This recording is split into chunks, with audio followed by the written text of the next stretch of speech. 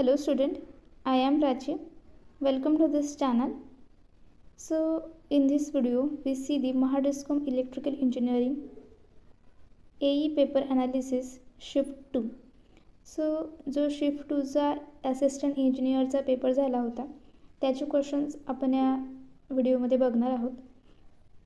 आणि हे क्वेश्चन्स फक्त या एक्झामसाठीच नाही तर ज्या तुमच्या सर्व कॉम्पिटिटिव्ह एक्झाम होतात इलेक्ट्रिकलशी रिलेटेड, डिप्लोमा बेस असतील, डिग्री बेस असतील, त्या सर्व एक्झामसाठी हे क्वेश्चन खूप इम्पॉर्टंट आहे. तर या व्हिडिओमध्ये आपण सर्व क्वेश्चन्सचं एक्सप्लेनेशन बघणार आहोत. आणि याआधी मी JEEचा जो शिफ्ट 1 शिफ्ट 2चा पेपर झाला होता महाडिस्कॉमचा आणि AEचा शिफ्ट 1चा या क्वेश्चन पेपरवरती व्हिडिओज बनवलेले आहेत आणि अपलोडसुद्धा केलेले आहेत. सर ते तुम्ही बघू शकाल, चॅनलवरती अवेलेबल आहेत. आणि सर्व क्वेश्चन्स हे तुम्हाला एक्सप्लेनेशन दिलेलं आहे.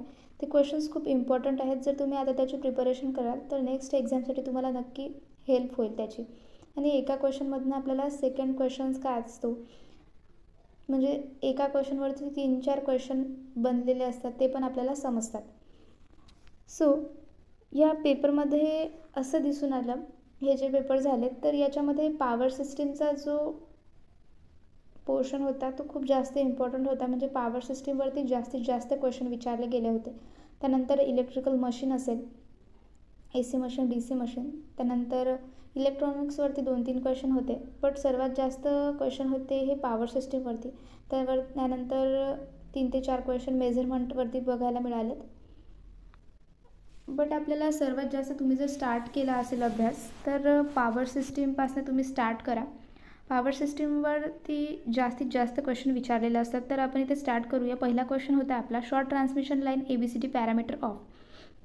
शॉर्ट ट्रान्समिशन लाईनचे ABCD पॅरामीटर हे कसे असतात, तर long transmission line, short transmission line हे आपण बघितलेले आहेत. डिग्री किंवा डिप्लोमामध्ये हे आपण शिकतो. तर शॉर्ट ट्रान्समिशन लाईनचे ABCD पॅरामीटर कसे असतात, तर A = 1, B = Z, C = 0 आणि D = 1. सो शॉर्ट ट्रान्समिशन लाईनमध्ये काय असतं की A आणि D हा सेम असतो. That is A and D = 1, B = Z आणि C = 0. सो हे शॉर्ट ट्रान्समिशन लाईनचे ABCD पॅरामीटर असतात. नंतर नेक्स्ट क्वेश्चन होता, why load flow study is important term in power system. Load flow स्टडीवरती हा क्वेश्चन आलेला होता.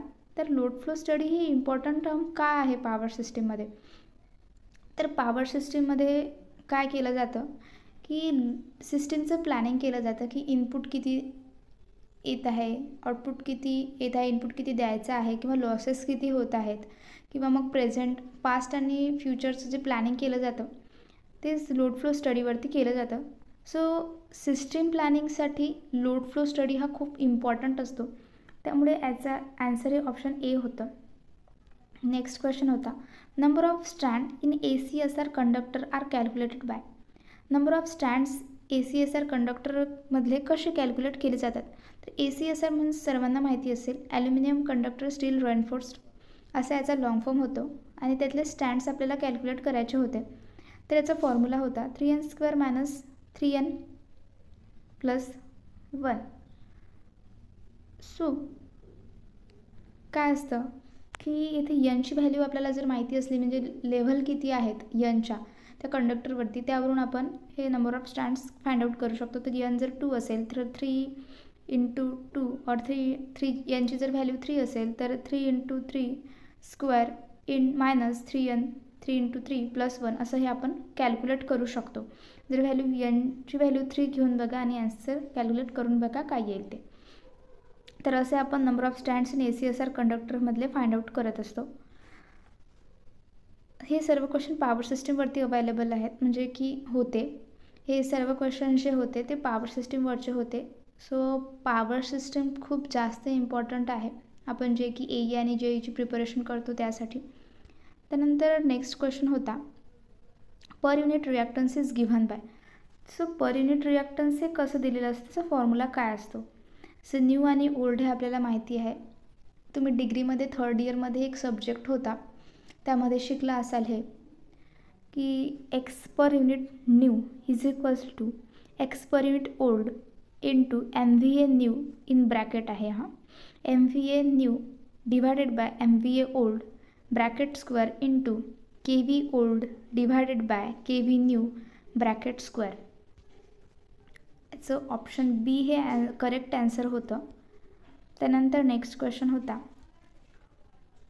4 alternators each rated at 30 MVA 22 kV with 10% reactance are working in parallel. The short circuit level at the bus bar. So इथे 4 alternator दिलेले होते, त्याचं rating दिलेलं होतं. ईच अल्टरनेटरचं रेटिंग दिलेलं होतं 30 MVA. असे 4 अल्टरनेटर इथे यूज केलेले होते.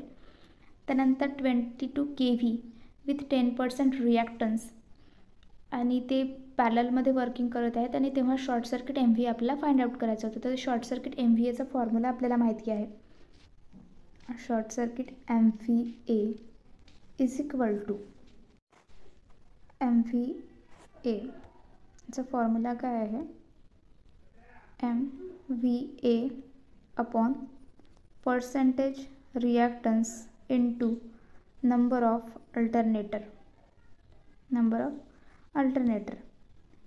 सो काय आहे, short circuit M V A is equals to M V A upon percentage reactance into number of alternator. So M V ए किती दिलेला आहे 30. त्यानंतर पर्सेंटेज रिॲक्टन्स दिलेला आहे 10. पर्सेंटेजमध्ये आहे म्हणून आपण डिवायडेड बाय 100 घेऊयात इंटू 4. सो हे काय होईल की वरती जाईल. सो इथे होणार, आधी आपण काय करूयात 0 कॅन्सल करूयात किंवा मग इथे होईल 3000. आधी आपण इथे 0 कॅन्सल केला तर इथे उरला 10. हा 10 वरती गेला तर इथे होणार 300 इंटू 4. तर इथं किती येणार 1200. सो ॲन्सर आहे आपलं क्वेश्चनमध्ये दिलेलं आहे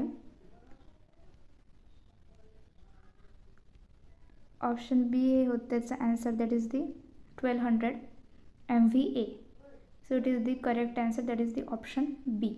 Next question होता the condition of distortionless transmission line. Distortionless transmission line ची कंडिशन काय असते, तर याचा एक फॉर्म्युला आहे R/L is equals to G/C, that is RC is equals to LG.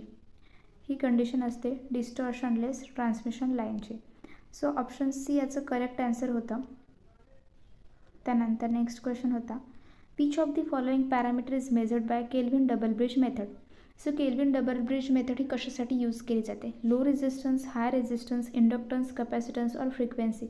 So हे तर आपल्या डोक्यामध्ये फिटच ठेवायचं आहे की केल्विन डबल ब्रिज मेथड ही नेहमी लो रेजिस्टन्ससाठीच यूज केली जाते. Kelvin double bridge method is used for low resistance. त्यानंतर नेक्स्ट क्वेश्चन होता breaking capacity of circuit breaker is.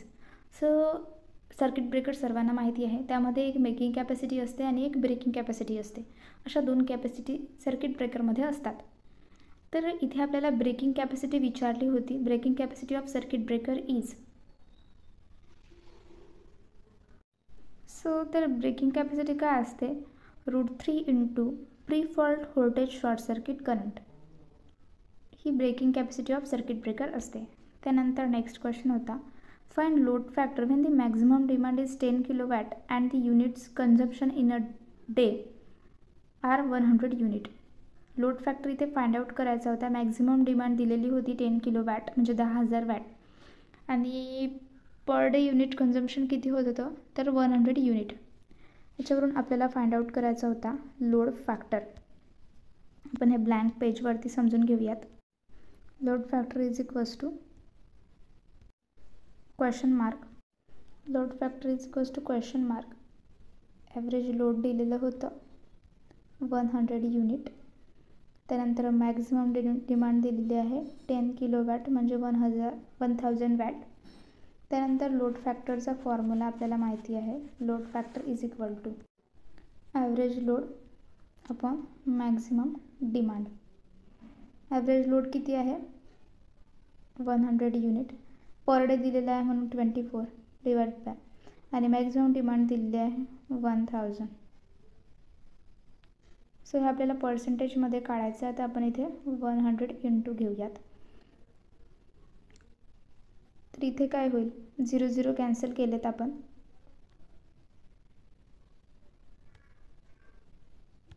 हा 10 वरती जाईल म्हणजे काय होणार आहे 100 इंटू 10 डिवायडेड बाय 24%. परत एकदा करू. 100 डिवायडेड बाय 24 डिवायडेड बाय 10. आपण इथे किलोवॅटमध्येच राहू देऊयात सध्या. इंटू 100 पर्सेंटेज आहे म्हणून 100 घेतला आहे. तर हा 10 वरती जाईल. सो इथे काय होणार 100 into 10 divided by 24 into 100. So इथं काय होतं सॉरी हा 100/10 आहे. 100/24 आहे आणि डिवायडेड बाय 10 आहे. आपण इथे डायरेक्ट 10 घेऊयात. परत एकदा सॉल्व करते मी. 100 डिवायडेड बाय 24 इंटू 10 आणि या पूर्ण याला 100 हा पर्सेंटेजमध्ये म्हणून. याच्या खाली पण काही असेल 1 वगैरे. सो काय होईल 24 इंटू 10 होणार. हे आपल्याला माहिती आहे. A/B = डिवायडेड बाय C/D असलं तर काय होतं A इंटू D आणि B इंटू C किंवा M/N L/C हे आपण शिकलेलो आहे. तर हे तसंच होणार. काय येणार 100 divided by 24 into 10 into 100. So इथे काय होईल 0 0 कॅन्सल होईल आणि 10/24 इंटू 100. सो इथे 4ने आपल्याला डिवाइड करता येतं. 4 6 24 आणि 4 25 100. सो इथे येईल. आता जेव्हा हे आपण सॉल्व करू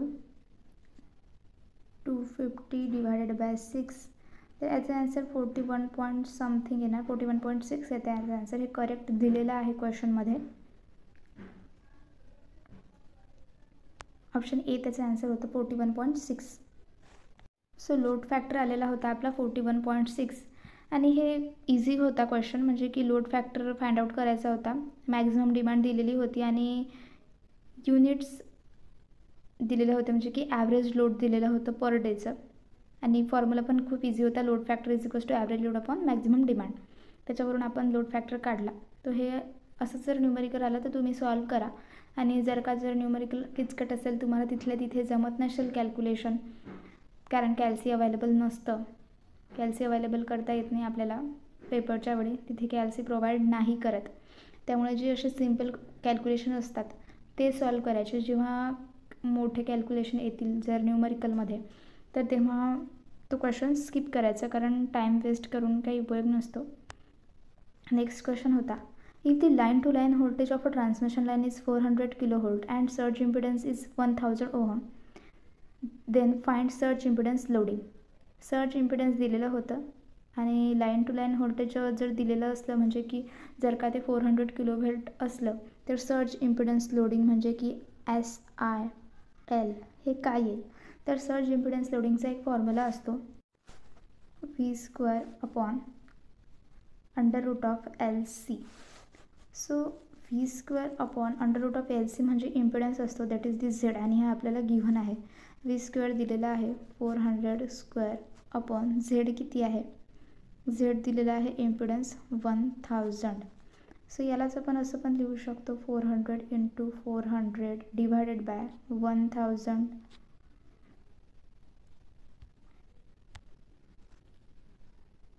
सो काय होईल आपण हे एका ब्लँक पेजवरती बघूयात. V² दिलेला आहे that is 400 into 400 divided by 1000. याच्यामधले जर आपण 0 0 गेट कॅन्सल केलेत तर काय होईल 40 इंटू 4 तर काय येणार 160. खूप इझी क्वेश्चन होता आणि ॲन्सर पण खूप इझिली निघत होतं. तर याचं ॲन्सर होतं 160. हे दिलेलं होतं क्वेश्चनमध्ये.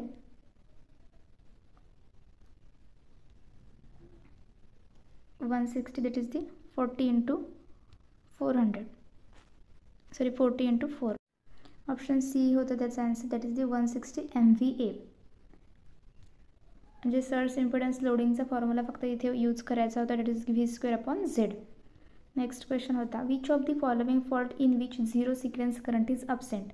झिरो सिक्वेन्स करंट हा कशामध्ये अब्सेंट असतो, तर हे असं लक्षात ठेवायचं असते की जिथे ग्राउंड करंट नाही तिथे झिरो सिक्वेन्स करंट हा अब्सेंट आहे. फर्स्ट ऑप्शनमध्ये ग्राउंड आहे LG, सेकंडमध्ये पण आहे डबल LG, ट्रिपल LG, सीमध्ये आहे, बट डीमध्ये G नाही आहे. सो तिथे ग्राउंड सिक्वेन्स करंट हा अब्सेंट आहे. सो ऑप्शन डी हे त्याचं करेक्ट आन्सर होता. Line to ground fault, double line to ground fault, triple line to ground fault आणि line to line fault. So line to लाईनमध्ये zero sequence current हा absent असतो. Next question होता, which of the following statement is false for synchronous motor. Synchronous मोटरसाठी कोणतं statement हे false आहे असं म्हटलेलं आहे. ट्रू इथे पाहायचं नाही आहे. फॉल्स स्टेटमेंट म्हणजे की 3 बरोबर असणार आहे आणि 1 चुकीचं असणार आहे. So synchronous motor is a inherent self starting. Synchronous motor ही सेल्फ स्टार्टिंग असते की नसते. त्यानंतर speed of synchronous motor is constant. हे बरोबर आहे, कारण की सिंक्रोनस मोटरचा स्पीड हा कॉन्स्टंट असतो. ते सिंक्रोनस स्पीडनीच मोटर फिरत असते. It is available in saline pool construction also. Yes, हे पण बरोबर आहे की सिंक्रोनस मोटर हे सलाइन पूल कन्स्ट्रक्शन अवेलेबल असतं सिंक्रोनस मोटरमध्ये. त्यानंतर डी होतं, it can operate at lagging, leading and unity power factor. तर हे पण बरोबर होतं की त्याच्यामध्ये लॅगिंग, लिडिंग आणि युनिटी फॅक्टरवरतीही ऑपरेट होते सिंक्रोनस मोटर. तर याचं करेक्ट म्हणजे की फॉल्स स्टेटमेंट जे होतं सिंक्रोनस मोटरचं की ही इनहरंट सेल्फ स्टार्टिंग असते. तर हे त्याचं चुकीचं होतं स्टेटमेंट. सो ऑप्शन ए हे करेक्ट आन्सर होतं आपलं. त्यानंतर नेक्स्ट क्वेश्चन होता, which of the following incorrect expression about volume of conductor material. ते इनकरेक्ट एक्सप्रेशन काय होतं व्हॉल्यूम ऑफ कंडक्टरचं ते विचारलं गेलं होतं. तर यासाठी आपल्याला व्हॉल्यूम ऑफ कंडक्टरचा फॉर्म्युला माहिती असणं गरजेचं होतं. सो फॉर्म्युला काय असतो व्हॉल्यूम ऑफ कंडक्टरचा, V is equals to 3 in bracket P² rho L² divided by W into V² cos² phi असा हा फॉर्म्युला असतो.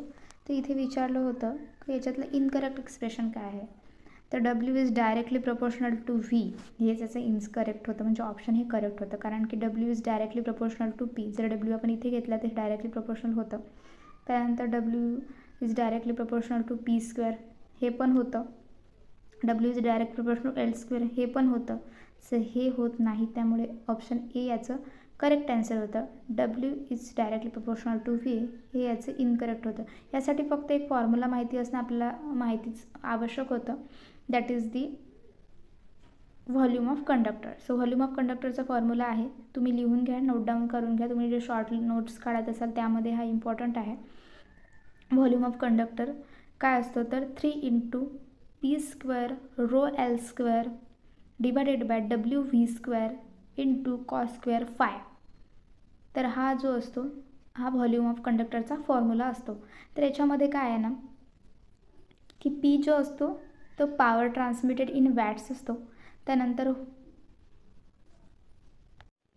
जो V आहे तो लाईन व्होल्टेज इन व्होल्ट्स असतं.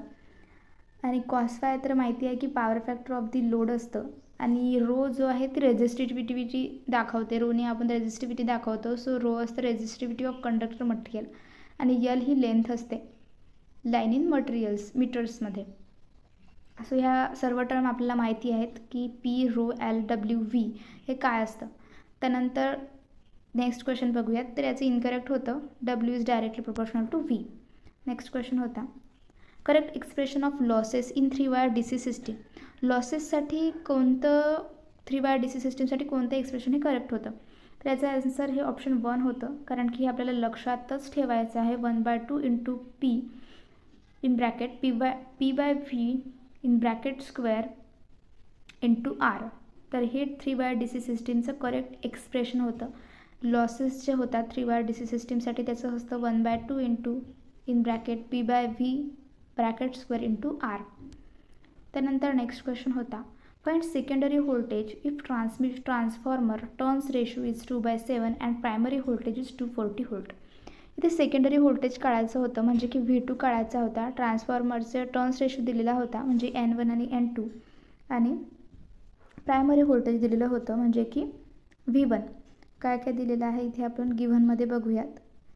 N1 2 N2 7 V1 is equals to 240 आणि आपल्याला V2 जो आहे तो फाइंड आउट करायचा होता. सो इथे आपल्याला लक्षात काय घ्यायचं होतं की प्रायमरीच्या टर्न्स जेव्हा 2 आहेत तेव्हा प्रायमरीचं व्होल्टेज किती आहे 240. तर सेकंडरीचं टर्न्स रेशो हा 7 आहे. टर्न्स 7 असतील तर त्याचं सेकंडरीचं व्होल्टेज किती आहे. सो आपल्याला काय फाइंड आउट करायचं आहे V2. So when 2 it is 240 and when 7 it is question mark. So आपण x घेऊयात. सो कसं घेऊ आपण हे 2x इंटू हे आपण सॉल्व केलं आहे मॅथ्सचे जेव्हा न्यूमरिकल म्हणजे आपण जेव्हा स्कूलमध्ये होतो तेव्हा असं फॉर्म आपण सॉल्व केलं होतं. So 240 into 7 x is equals to 240 into 7 divided by 2. जेव्हा आपण हे सॉल्व करू तेव्हा काय येणार 120. सो 120 इंटू 7 तर याचा आन्सर येणार 840. सो व्होल्टेज काय येणार 840 व्होल्ट. 840 व्होल्ट हे आन्सर आलेलं होतं आपलं. सो V2 किती होता 840 volt. Secondary voltage that is the 840. Next question is what is the wavelength of the EMF generated in the armature conductor of a DC motor. Wavelength आपल्याला काढायची होती. Wavelength of what is the wavelength of EMF generated in the armature conductor of a DC motor. Wavelength कशी असते triangular flat top sinusoidal non sinusoidal or the none of this. तर इथे wavelength विचारली होती. तर काय असते ना की EMF हा जनरेटरमध्ये असो किंवा मग मोटरमध्ये असो तो नेहमी AC असतो आणि AC ही नेहमी काय असते की सायनोसायडल असते. वेवलेंथ त्याची सायनोसायडल असते. तर तो जनरेटर असो मोटरमध्ये असो का जनरेटरमध्ये असो. इथे DC मोटरमध्ये विचारलं पण आपल्याला जर जनरेटरमध्ये विचारलं तरी ती काय असेल सायनोसायडलच असेल. सो ऑप्शन C हे त्याचं करेक्ट आन्सर होतं की वेवलेंथ ही सायनोसायडल असते. नेक्स्ट क्वेश्चन होता which code is self complementing code. याच्यामधला कोणता कोड हा सेल्फ कॉम्प्लिमेंटिंग कोड असतो असा हा क्वेश्चन होता. सो सेल्फ कॉम्प्लिमेंटिंग कोड हा एक्सेस कोड असतो. सो एक्सेस 3 कोड हे त्याचं आन्सर होतं. त्यानंतर नेक्स्ट क्वेश्चन होता what is the commutation in DC machine. Commutation काय असतं DC मशीनमध्ये. So conversion of AC to DC is called commutation. Conversion of DC to AC is called commutation. Sparking at brushes, reversal of current from commutator to armature आणि none of these. So commutation is DC machine काय असतं AC to DC की DC to AC. So conversion of AC to DC is called commutation हे तर नाहीच होणार. Commutator आणि commutation ही process वेगळी आहे. तर reversal of current from commutator to armature याला आपण कम्युटेशन म्हणू शकतो. कारण आधी काय होतं की आर्मेचरकडून करंट कम्युटेटर करत जातो आणि नंतर कम्युटेटरकडून परत हा आर्मेचरकडे जातो. त्याला reversal of current from commutator to armature असं म्हटलं जाते. म्हणून what is the commutation in DC machine. तर कम्युटेशन म्हणजे काय reversal of current from commutator to armature. Next question होता rotor frequency equal to stator frequency is the condition when. Rotor frequency आणि stator frequency is equal असली पाहिजे. तर ही equal असते ते ही कंडिशन केव्हा असते. Slip is equal to 1, slip is equal to 0, slip is positive और स्लीप इज निगेटिव्ह. तर रोटर फ्रिक्वेन्सी स्टेटर फ्रिक्वेन्सीचे इक्वल असते तर ही कंडिशन केव्हा असते म्हणते. सो जेव्हा स्लीप ही 1 असते तेव्हा रोटर आणि स्टेटर फ्रिक्वेन्सी इज इक्वल असते. जेव्हा रोटर फ्रिक्वेन्सी आणि स्टेटर फ्रिक्वेन्सी इज इक्वल असते हे कंडिशन केव्हा असते. तर ही कंडिशन जेव्हा स्लीप हा 1 असेल S we denote slip as S is equals to 1 तेव्हा रोटर फ्रिक्वेन्सी आणि स्टेटर फ्रिक्वेन्सी ही सेम असेल किंवा इक्वल असेल. नेक्स्ट क्वेश्चन होता which of the following term is correct about auto transformer compared with 2 winding transformer. So याच्यामधली कोणती term जी आहे ती करेक्ट आहे ऑटो ट्रान्सफॉर्मरची कम्पेअर्ड विथ 2 वाइंडिंग ट्रान्सफॉर्मरच्या. Higher reactance, higher exciting current, variable tapping, poor voltage regulation आणि मोर losses. तर याच्यामधली कोणती टर्म जी आहे ती करेक्ट आहे म्हणते. हायर रिॲक्टन्स तर नाही येणार, कारण ऑटो ट्रान्सफॉर्मरमध्ये काय ना की लोअर रिॲक्टन्स असतं, त्यानंतर लोअर एक्सायटिंग करंट असतो आणि मोर व्होल्टेज रेग्युलेशन असतं आणि लो लॉसेस असतात. सो हे ॲन्सर तर नाहीच येतील. व्हॅरिएबल टॅपिंग हेच एक करेक्ट आहे, कारण की ते term is correct about auto transformer विचारला आहे. सो व्हॅरिएबल टॅपिंग हे करेक्ट ॲन्सर आहे. Option C is the correct. Next question होता, in PV voltage control bus in system is considered as PQ bus, then which of the following bus is violated? Active power, reactive power, load angle and voltage. So याचा answer होतं reactive power, that is the option B. Reactive power is violated. Next question होता, a synchronous motor is changed from under excited to over excited condition with varying load, then power factor will be. जेव्हा ही under एक्सायटेडमधून over एक्सायटेडमध्ये जाते, तेव्हा ही अशी condition असते, तेव्हा load of power factor काय असतो, तर तो असतो leading. Option A is correct answer. Next question होता, zero power factor method of an alternator is use to find its. Zero power factor method अल्टरनेटरमध्ये कशासाठी यूज केली जाते? सो इथे ऑप्शन होते armature reactance, efficiency, voltage regulation, synchronous impedance आणि none of this. तर zero power factor method हे अल्टरनेटरमध्ये voltage रेग्युलेशनसाठी use केली जाते to find out the voltage regulation. त्यालाच आपण काय म्हणतो, leakage reactance and field current equivalent of armature reaction असं सुद्धा म्हणतो. तर ऑप्शनमध्ये व्होल्टेज रेग्युलेशन दिलेलं होतं, सो हे त्याचं करेक्ट आन्सर होतं. Next question, the most essential condition for parallel operation of two single phase transformer is that they should have the same KVA rating, percentage impedance, same polarity, voltage ratio and none of these.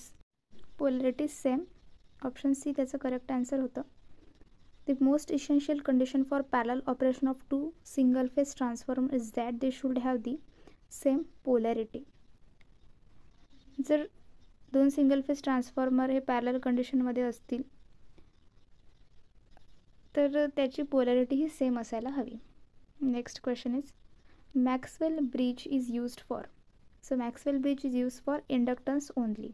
Next question is, which term is true about the resistance of ideal diode? Ideal diode साठी कोणती